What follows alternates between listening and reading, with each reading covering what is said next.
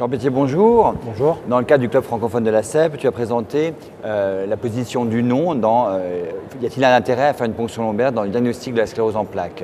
Est-ce que depuis les critères 2010, vraiment la ponction lombaire a perdu de son poids dans le diagnostic? Complètement, parce que d'abord les critères 2010 ne l'incluent plus dans les formes classiques de suspicion de sclérose en plaques avec un premier événement démyélinisant.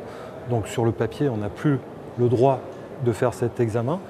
Et dans la forme la plus classique, où l'IRM est en général démonstrative, cet examen n'a plus lieu d'être. Après, reste le problème des formes progressives, pour lequel la ponction lombaire est toujours recommandée associée à d'autres critères, et si l'IRM n'est pas suffisamment démonstrative, et surtout si l'évolution clinique qui est imposée comme premier critère avec un recul de 1 an n'est pas suffisamment démonstrative.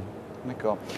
Dans le cadre des syndromes radiolisiement isolés, il n'y a pas d'intérêt à les réaliser non plus. Aucune recommandation à envisager de faire une ponction lombaire dans un syndrome radiologiquement isolé. L'IRM doit permettre de suivre le patient, l'apparition d'un signe clinique éventuellement de confirmer le diagnostic, et la ponction lombaire peut être discutée à ce moment-là.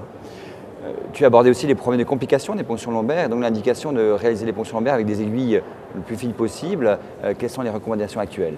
Alors non seulement les plus fines possibles, mais les plus rondes possibles, puisqu'il faut éviter les aiguilles à biseau, qui sont en général responsables, pas toujours, mais très fréquemment, de syndrome post-ponction lombaire.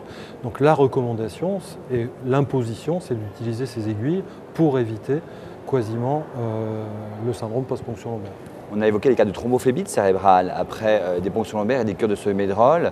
Est-ce que c'est aussi un facteur déterminant dans l'arrêt de la ponction lombaire ou la diminution de sa réalisation? Ce n'est pas un facteur déterminant, mais il faut le garder en tête, surtout dans la situation où la ponction lombaire va être faite au décours d'un premier événement susceptible d'être première poussée de sclérose en plaques, qui nécessitera un traitement corticoïde et qui nécessiterait éventuellement un alitement lors de l'hospitalisation. Donc ne pas oublier de mettre en place un traitement par héparine de bas poids moléculaire pour éviter cette complication qui reste exceptionnelle.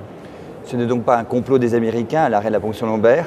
Non, ce n'est pas un complot des Américains. C'est vrai que les critères que nous utilisons, au sens des critères de McDonald 2010, sont largement influencés par les pratiques anglo-saxonnes pour lesquelles il est plus compliqué de faire une ponction lombaire, et pour des raisons de coût et aussi pour des raisons de risque qu'en France.